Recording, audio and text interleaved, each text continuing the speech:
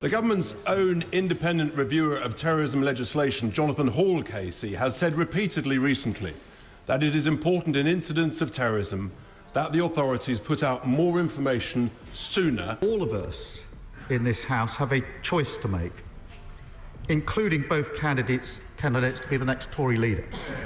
They can either support the police in their difficult task. I think it's very important, first and foremost, that in all cases, including the particularly difficult case that the Speaker mentioned earlier, that the police and prosecutors are able to do their difficult job. 3 young girls dead, 10 others fighting for their lives, and now the discovery of an Al-Qaeda manual and ricin instructions. The Southport killer case just went from tragic to terrifying. Before we move on, I'd like to ask you a small favor. If you appreciate this content, please take a second to like this video and subscribe to the channel. Over 98% of you watch the videos without subscribing.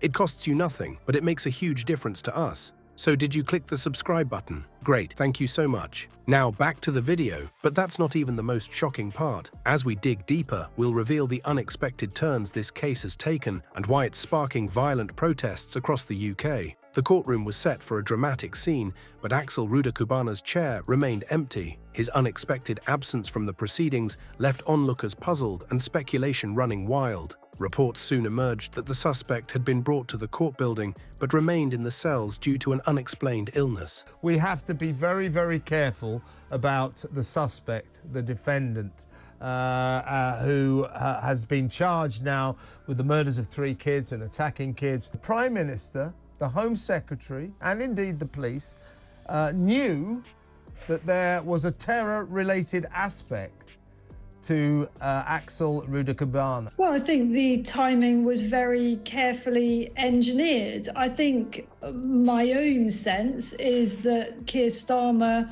and the Home Secretary knew perfectly well about these extra details. This sudden health issue not only delayed the court appearance, but also added another layer of mystery to an already perplexing case. As the public eagerly awaited answers, a strange discrepancy began to surface. Eyewitness accounts of the court proceedings painted a different picture than what was being reported in the media. Some claimed that Rudakubana did not deny the charges during his appearance, yet the BBC reported that he had entered a plea of not guilty. This contradiction raised serious questions about the accuracy of the information being presented to the public. The plot thickened as it became clear that an unusual level of secrecy surrounded the case. Members of Parliament were reportedly warned against asking questions about it, while journalists faced strict limitations on what they could report. This level of information control is far from typical, even for high-profile cases. It begs the question, what exactly are the authorities trying to protect? Adding to the intrigue, legal experts have pointed out the delicate balance between public interest and legal integrity in cases involving such serious allegations. Inside Number 10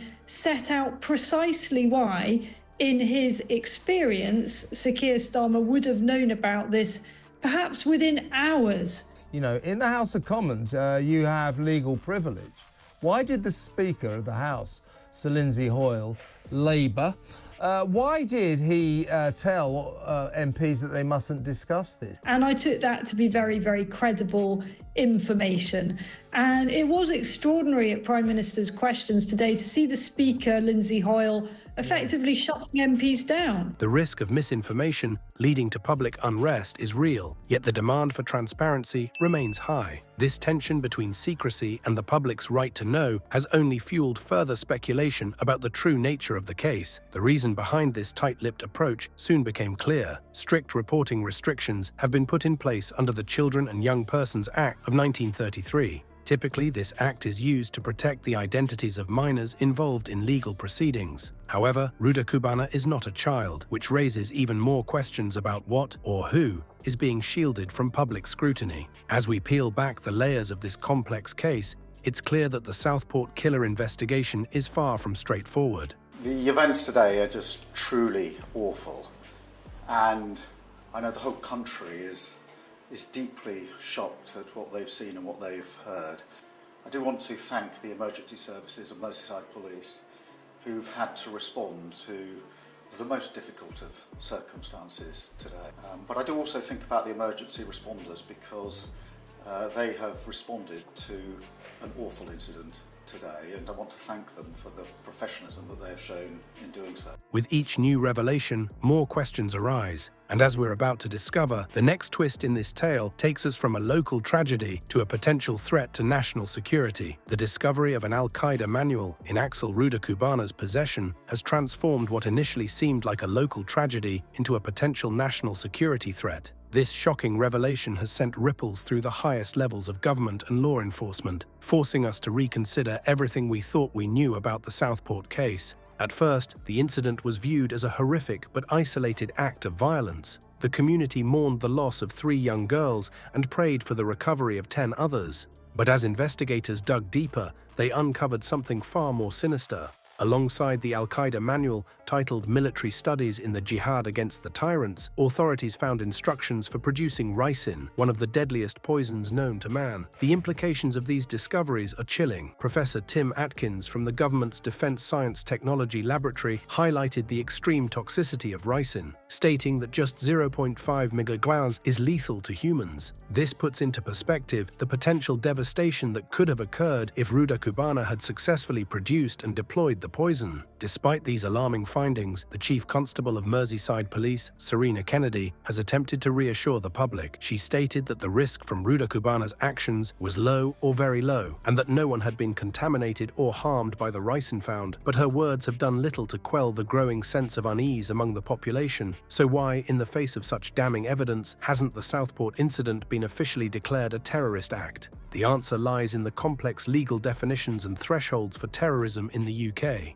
While the Crown Prosecution Service has charged Rudakubana under the Terrorism Act, officially labelling an incident as terrorism involves considerations of motive and the nature of the act itself. This reluctance to use the T word has only fueled public concern and scepticism. Critics, including Tory leadership candidate Robert Jenrick, have voiced worries that crucial facts may have been withheld from the public. The tension between transparency and national security concerns has never been more apparent. As we grapple with these revelations, it's clear that the Southport case has far-reaching implications beyond the local community. The discovery of terrorist materials has not only heightened fears about extremism, but has also exposed the challenges authorities face in balancing public safety with the need for open communication. In our next segment, we'll explore how these developments have impacted Southport and the nation at large, turning a once peaceful seaside town into a hotbed of tension and mistrust. Picture a seaside town torn apart by rumors and rage. Now imagine learning that everything you thought you knew about the crisis was wrong. Welcome to Southport, where the truth is as elusive as it is explosive.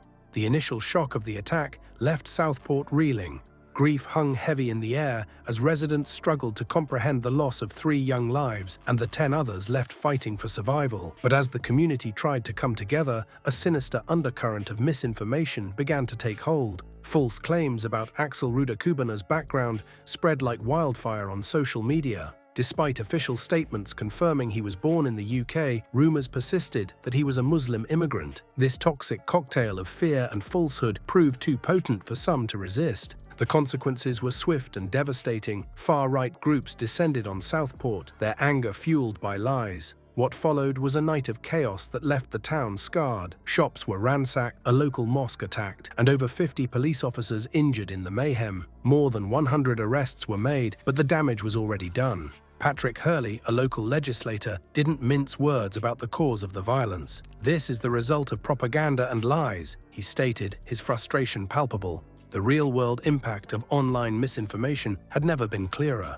In the aftermath, Southport's true character shone through. Residents came together to clean up the debris, a poignant display of community solidarity in the face of outsider-instigated violence. But the scars run deep. Local business owners now live in fear, their livelihoods threatened not just by the riots, but by the lingering tension that hangs over the town. As the dust settles, a troubling pattern emerges. Eyewitness accounts of the court proceedings and the events surrounding the attack often contradict official media reports. This discrepancy only adds fuel to the fire of mistrust and speculation that continues to burn in Southport. The transformation of this once peaceful coastal retreat into a hotbed of tension serves as a stark warning. It shows how quickly fear and misinformation can tear a community apart. As we turn our attention to the national response and political fallout, one thing is clear: the Southport case has exposed deep-seated issues that reach far beyond the boundaries of this small seaside town. While Southport grappled with its newfound infamy,